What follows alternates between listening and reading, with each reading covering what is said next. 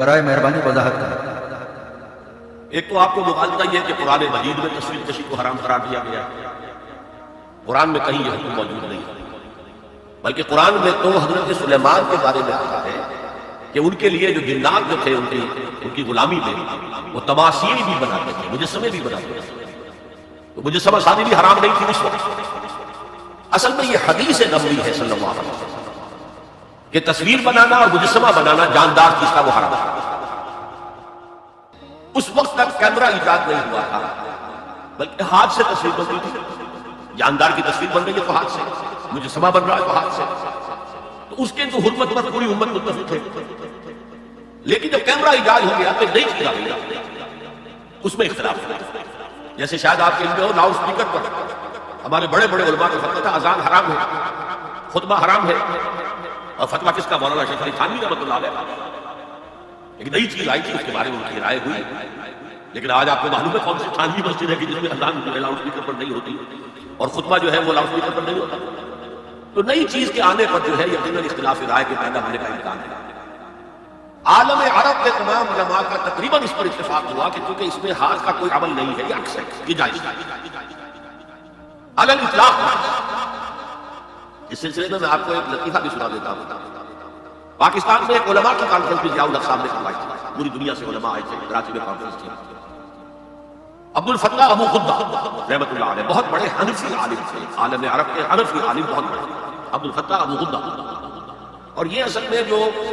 عثمانی حکومت تھی ترکوں کی خلافت والی، اس میں جو شیخ الاسلام تھے ان کے شاگرد رہے تھے، تو وہ ان سے ملنے کے لیے مولانا محمد یوسف بن نوری رحمۃ اللہ علیہ وہ گئے، تو ساتھ ہی دعوت دیا ہے، تو ہوٹل میں جا کے میرے ساتھ ہی کہا کہ ہمارا دارالعلوم ہے، مجھے آپ وزٹ کر دیجیے، دیکھ لیجیے۔ وقت مقرر ہو گیا، اب مولانا نے بھی اپنے کچھ لوگوں کو بلا لیا، جن میں ان کے داماد مولانا محمد تحسین، ان کے بڑے داماد، سب سے بڑی بیٹی ہوئی ان کے گھر میں تھے، وہ بھی تھے، انہوں نے یہ واقعہ مجھے سنایا۔ یعنی یہ نہ سمجھیے کہ یہ کہیں ادھر ادھر سے سنا ہوا بات ہے، ایک ایسا شخص بیان کرتا ہے جو اس میں موجود تھا، اور جو مولانا بن نوری کا اتنا قریبی رشتہ دار تھا، ان کا داماد، کہ یہ اب انتظار کر رہے تھے کب آئے کب آئے، تو اطلاع ہوئی کہ آ رہے ہیں، آگے تو نکلے باہر، ویلکم کرنے کے دیکھا کہ وہ کیمرہ لٹکا ہے، وہ چلے آ رہے ہیں۔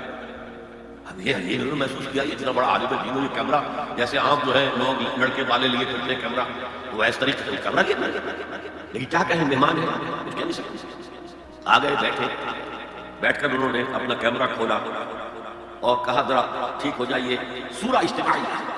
میں چاہتا ہوں ایک اجتماعی تشریح ہو جائے، گروپ کی سورہ اجتماعی، اس پر چیز بڑے مولانا میں جائے حرام حرام حرام،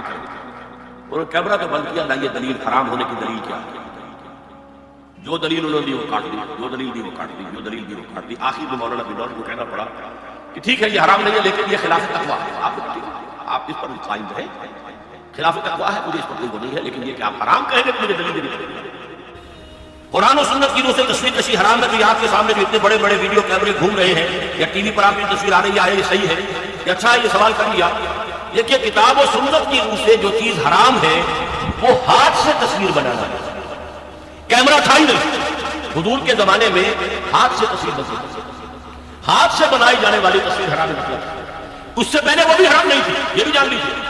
جیسے سجدہ تعظیمی جائز تھا، ایسے ہی حضرت سلیمان کے بارے میں آتا ہے، تماثیل، یہ بڑی بڑے تماثیل بناتے تھے لوگ، جنات ہوتے ان کے لیے، لیکن شریعت محمدی میں ہاتھ سے تصویر بنانا، جاندار کی نقشہ ہے آپ کھینچ رہے ہیں، کوئی فطری لینڈسکیپ ہے، کوئی جاندار کی تصویر بنانا حرام ہے، لیکن جب کیمرے کی ایجاد ہوئی اب یہ مسئلہ اجتہادی ہو گیا کہ آیا وہی حکم اس پر بھی ہوگا کہ نہیں ہوگا۔ عالم عرب کے علماء جو ہے چھوٹی کے وہ اس کے قائل ہیں کہ اس پر اس حکم کا اطلاق نہیں ہوگا، ہاتھ سے بنانے والی تصویر پر ہوگا۔ البتہ انہوں نے کہا پسندیدہ یہ بھی نہیں ہے، ہاں تعلیم کے لیے اس کو استعمال کرنا جائز ہے۔ ہمارے ہاں کے علماء کی اکثریت اس کی قائل ہے کہ اس کو بھی، اس کے اوپر بھی وہی حکم ہوگا کہ یہ حرام ہے۔ وہ بھی کہتے ہیں کہ کسی معاشرتی ضرورت کے لیے جائز ہے، پاسپورٹ کے لیے جائز ہے،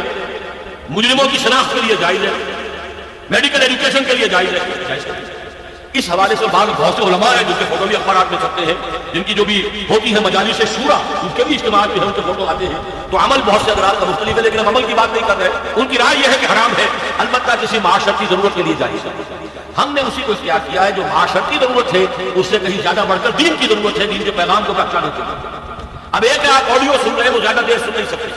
ایک ویڈیو ہے یا تو عالمی آپ کے سامنے موجود 2 گھنٹے کی تصویر آپ سن سکتے ہیں، ہلتے بھی نہیں، وہی آپ کو آڈیو سننا پڑے تو آپ پہلو بدلیں گے۔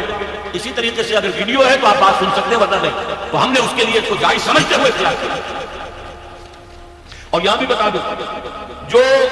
سلطنت عثمانیہ خلافت عثمانی کے آخری شیخ الاسلام سے علامہ کوثری رحمۃ اللہ علیہ، ان کے شاگرد رشید عبد الفتاح ابو غدہ، یہ اس وقت فقہ حنفی کے عالم عرب میں سب سے بڑے ماہر ہیں، ان کے نزدیک بھی جائز ہے، ان سے میری ملاقات ہوئی ہے، ان کی رائے میں آڈیو پر لے کر آیا ہوں، بلکہ یہ وقت زیادہ صرف ہو رہا ہے، وہ تو یہاں پر جب آئے تھے ضیاء الحق کے زمانے میں ایک علماء کی انٹرنیشنل کانفرنس ہوئی تھی، ایک علماء جو ہوتے تھے کنونشن اسلام آباد میں تو مقامی علماء کے ہوتے تھے، ایک انٹرنیشنل اس میں وہ بھی آئے تھے، تو مولانا سید محمد یوسف بن نوری رحمۃ اللہ علیہ ان کے مقام و مرتبے سے واقف تھے، فقہ حنفی کے عالم عرب کے چوٹی کے جو ہیں وہ استاد ہیں، ملنے گئے ہوٹل، تو ظاہر بات ہے جب وہ گئے تھے تو ان کا میں بھی آؤں گا، کیا یہ دعوت دے کر کہ آئیے ہمارا دارالعلوم دیکھیے، وہ آئے، انہوں نے اپنے داماد کو مولانا محمد قاسم صاحب کو بھی بلا لیا، وہ ابھی زندہ ہے، ان سے اس واقعے کی توثیق کرائی جا سکتی ہے، انہوں نے یہ واقعہ مجھے بتایا کہ جب وہ محبوب صاحب بیٹھے انتظار کر رہے تھے، جب بتایا گیا کہ آ گئے ہیں علامہ کوثری صاحب، وہ علامہ عبد الفتاح ابو غدہ، تو ہم سب اٹھ کر باہر نکلے، دیکھا ان کی گردن میں کیمرہ لٹک رہا ہے، اب ہم بڑے پریشان، یہ کیا ہے، ہم تو سمجھتے ہیں حرام، اور یہاں بھی کیمرہ لے کر عالم دین جو ہے اتنا بڑا مفتی آیا ہے، خیر خاموش ہے۔ اب جب جا کر کمرے میں بیٹھ گئے، انہوں نے کھولا، کیمرہ نکالا اور کہا سورہ اجتماعیہ، یعنی ایک جو ہے گروپ فوٹو میں لینا چاہتا ہوں، آپ لوگ ذرا ٹھیک ہو جائیں، سیدھے ہو جائیں، بیٹھ جائیں، سورہ اجتماعیہ۔ اب مولانا بلوری صاحب جو ہے خاموش نہیں رہ سکتے، نہیں حرام، ہمارے نزدیک حرام، ہمارے نزدیک حرام۔ انہوں نے کیمرہ تو بند کیا، پوچھا دلیل کیا ہے حکومت کی، جو دلیل لائے انہوں نے کاٹ دی۔ آخر میں مولانا بلوری کو یہ کہنا پڑا کہ ہاں حرام تو نہیں ہے، ہم اسے تقویٰ کے خلاف سمجھتے ہیں۔ یہ بات آپ کا مطلب، آپ حرام کہتے ہیں، دلیل نہیں۔ یہ واقعہ بھی میں نے آپ کو بتا دیا ہے کہ یہ ہے اصل موقع، بعض چیزیں ہمارے یہاں پر مشہور ہو گئی ہیں، اور بعض علماء یہاں تک کہ ہمارے اس وقت کے جو علماء ہیں وہاں طالبان کے، وہ بھی اسی طریقے کی عمل کر رہے ہیں۔ ٹی وی کو بری شے نہیں ہے، ٹی وی کے ذریعے سے آپ کیا پھیلا رہے ہیں۔ ہمارا یہ تھا کہ ایک زمانے میں تو یہ رائے تھی کہ لاؤڈ اسپیکر اذان بھی حرام ہے، نماز کی امامت بھی حرام ہے۔ اب ایک امام کر رہا ہے، 2 لاکھ آدمی پیچھے تبلیغی اجتماع میں، کچھ پتہ ہی نہیں چلتا، وہ امام نے کہا اللہ اکبر کہا، امام سجدے میں پڑا ہوا ہے، پوری جماعت کھڑی ہوئی ہے، امام کھڑا ہو گیا، پوری جماعت گری ہوئی ہے سجدے میں، یہ دادا گر گئے سجدے میں جب وقت قیام آیا۔ یہ اللہ کے بندو، آخر وہاں بجلی بھی جلاتے ہیں کہ نہیں جلاتے، وہاں پر جو ہے لاتے ہیں جلاتے تو بجلی کا چکر میں حق پہنچا۔ لیکن یہ چیزیں ہوتی ہیں، اس میں ضرورت ہے کہ اپنی نگاہ کو وسعت دی جائے۔ لاؤڈ اسپیکر میں کوئی خرابی نہیں ہے، اس کے ذریعے سے اذان دیجیے، وہ یہ اچھا ہے، اس کے ذریعے گانے نشر کریں برا، ٹیلی ویژن کے ذریعے سے دین کی تعلیم کی جائے وہ اچھی ہے۔ اگر کچھ اور فحاشی کریں گے جیسے پاکستان ٹیلی ویژن کر رہا ہے یا جو CNN وغیرہ کرتے تو